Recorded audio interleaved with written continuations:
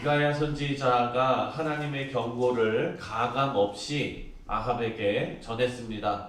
그런데 아합은 여호와의 말씀이 들리지 않았습니다. 우리가 어제 묵상한 대로 여호와의 말씀을 들으소서 하는 하나님의 은혜의 메시지인데 그것을 듣지 않고 유다 왕 여호사밧과 함께 길르앗 라못으로 올라가서 기어이 전쟁을 시작합니다. 우리가 전에도 생각했지만 아합은 참 유아적인 애 같은 그런 사람입니다. 자기가 생각한 대로 고집은 부려가지고 전쟁에 나가요. 그런데 미가야의 말이 자꾸 신경이 쓰이는 거예요. 그렇죠? 그래서 하나님을 경외하지 않는 사람의 특징, 문제를 스스로 해결하려고 하는 그 모습이 아합에게는 변함없이 나오고 있습니다. 아합은 문제를 자기 스스로 생각하면서 풀려고 합니다. 아합이 생각해낸 짧은 생각으로 만들어낸 방법이 뭡니까? 바로 오늘 본문에 나오는 변장하고 나가는 거예요. 30절입니다. 30절 한번 읽어볼게요. 시작. 이스라엘의 왕이 여호사밧에게 이르되 나는 변장하고 전쟁터로 들어가려 하노니 당신은 왕복을 입으소서 하고 이스라엘의 왕이 변장하고 전쟁터로 들어가니라. 생각해 보세요, 여러분.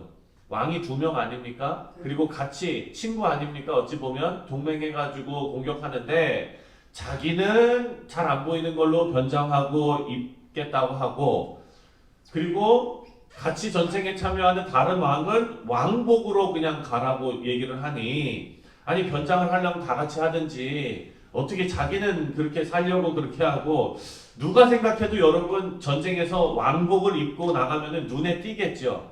예. 그리고 아람 사람들은 누가 아합인지 누가 여호사밧인지 얼굴 보고는 구별하기 힘들 거예요. 그런데 옷차림 보고는 누가 왕인지 알 수가 있을 것입니다. 32절과 33절을 한번 보면은요, 함께 읽겠습니다. 시작. 병거의 지휘관들이 여호사밧을 보고 그들이 이르되 이가 틀림없이 이스라엘의 왕이라 하고 돌이켜 그와 싸우려 한즉 여호사밧이 소리를 지르는지라. 병거의 지휘관들이 그가 이스라엘의 왕이 아님을 보고 쫓기를 그치고 돌이켰더라. 자, 31절 보니까 아니 사람들이 이제 왕복을 입은 사람을 보고 막 쫓아온 거예요. 그랬더니 여호사밧이 어떻게 했대요? 여호사밧이 소리를 지르는지라. 뭐라고 소리 질렀을까요? 성경엔 안 나왔을까요? 뭐라고 소리를 질렀을까? 아마 상상이 되지 않아요. 네. 실제로 아람 사람들, 아람 군대는요, 왕복을 입은 여호사밧을 집중적으로 공격을 했을 거예요. 그러니까 유다 왕 여호사밧 입장에서는 너무 곤란한 거예요. 내가 아닙니다. 아합은 저기 있습니다. 이러면 또 아합이 그거 들으면 전쟁 끝나고 또 사이가 그렇잖아요. 어쨌든 자신을 아합으로 착각하고 공격을 퍼붓고 있습니다. 32절에 여호사밧이 소리 질렀다. 이렇게 나옵니다. 사랑하는 성도님들, 우리는 우리 인생이 하나님의 손에 있음을 고백하며 살아야겠습니다. 우리가 아무리 발버둥치고 변장을 하고 어떻게 해도 하나님의 섭리 가운데 모든 일이 진행되는 줄 믿습니다. 그래서 진정 복된 인생은 우리에게 주신 자유의지로, 하나님께서 우리에게 자유의지를 주셨어요. 하나님의 그 선물로 주신 자유의지로 하나님의 선한 뜻을 따라 살아가는 것이 정말 복된 인생입니다. 불행한 인생은 어떤 인생이냐? 내 자유의지로, 내 의지로 하나님의 뜻을 거역해 보려고 하는 것, 하나님의 뜻을 맞서려고 하는 것. 왜냐하면 그런 노력은 헛된 노력이기 때문에 불행한 인생이 됩니다. 아합은요, 미가야 선지자를 통해서 하나님의 메시지를 무시했습니다. 다시 말해서 하나님의 뜻과 맞서는 선택을 했고, 또 자신이 스스로 꾀를 내서 변장하면서 그렇게 하면 살아남을 수 있다고 생각을 한 거죠. 그렇지만 하나님께서 일하시면 막을 수 있는 자가 없습니다. 34절, 35절 함께 읽겠습니다. 34절, 35절 시작. 한 사람이 무심코 활을 당겨 이스라엘 왕의 갑옷 솔기를 마친지라. 왕이 그 병거 무는 자에게 이르되 내가 부상하였으니 내 손을 돌려 내가 전쟁터에서 나가게 하라 하였으나 이날에 전쟁이 맹렬하였으므로 왕이 병거 가운데에 붙들려 서서 사람을 막다봐 저녁에 이르러 죽었는데 상처의 피가 흘러 병거 바닥에 보였더라. 자, 여기 보니까 이제 아합이 어떻게 죽는지를 기록하고 있어요. 여러분, 전쟁 영화를 보면 그 이제 영화가 사실적인 영화가 있고, 그리고 또 이제 조금 영화적인 요소를 많이 가미한 그런 영화들이 있지 않습니까? 전쟁 총을 막 쏘면서 이제 총알이 막 빗발치고 있어요. 그런데 영화적인 요소를 많이 가미한 영화는요, 사람이 안 돼! 이러면서 벌떡 일어나가지고 막 총을 쏘고 이렇게. 우리 장로님 군대 계셨으니까 아실 거예요. 전쟁에서 그렇게 하면 큰일 나요.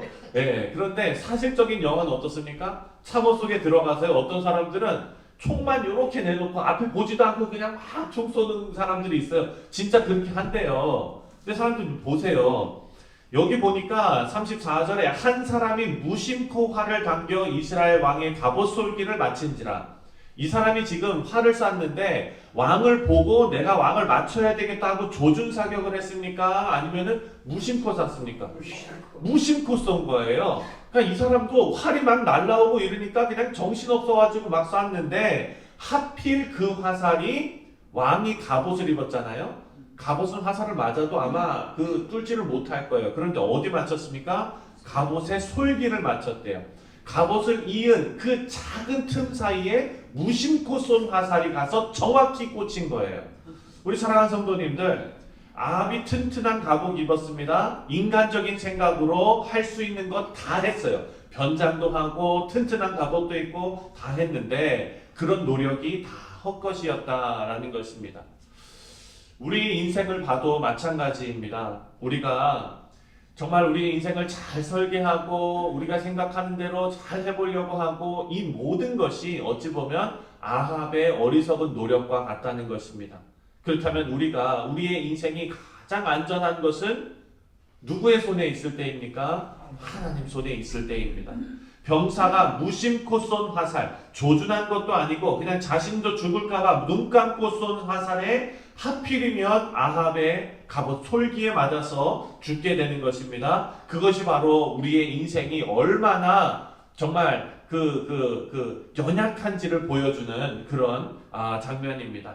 그리고 빨리 자리를 옮겨서 치료를 받았으면 살 수도 있었을 텐데, 아합 스스로 시작한 전투가 너무나 맹렬해서 도망가지도 못하고 시간을 지체해서 과다출혈로 사망하게 되었습니다.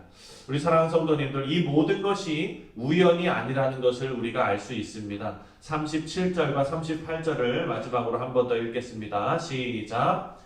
왕이 이미 죽음에 그의 시체를 내어 사마리아에 이르러 왕을 사마리아에 장사하니라. 그 병거를 사마리아 못에서 씻음에 개들이 그의 피를 핥았으니 여호와께서 하신 말씀과 같이 되었더라. 거기는 창기들이 목욕하는 곳이었더라. 아멘.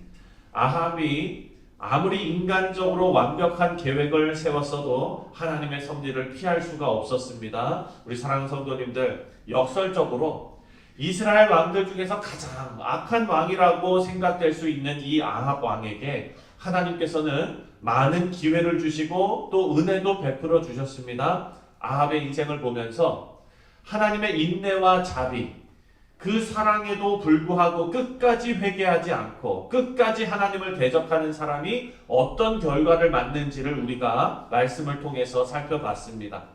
여러분, 우리가 오늘 하나님의 말씀을 따르지 않아도 당장 내일 망하지는 않습니다. 당장 내일 심판이 있을 것 같지가 않습니다. 그래서 내일은 그냥 똑같은 내일이 올 것 같지요. 그 이유는 하나님이 오래 참으심이 우리에게 기회를 주는 것인데 우리는 그것을 착각하게 됩니다. 하나님께서 더욱 순종할 수 있는 기회를 우리에게 주시고 하나님의 마음을 헤아릴 수 있는 기회를 우리에게 주시는 것입니다. 그래서 여러분, 이런 귀한 은혜를 나의 교만으로 아합처럼 쏟아버리지 마시고 세월을 허송세월하지 마시고 아직 기회가 있을 때 우리 하나님께 더욱더 충성하시고 하나님께 더욱더 가까이 가시는 우리 지혜로운 성도님들 다 되시기를 주님의 이름으로 축원드립니다. 기도하겠습니다.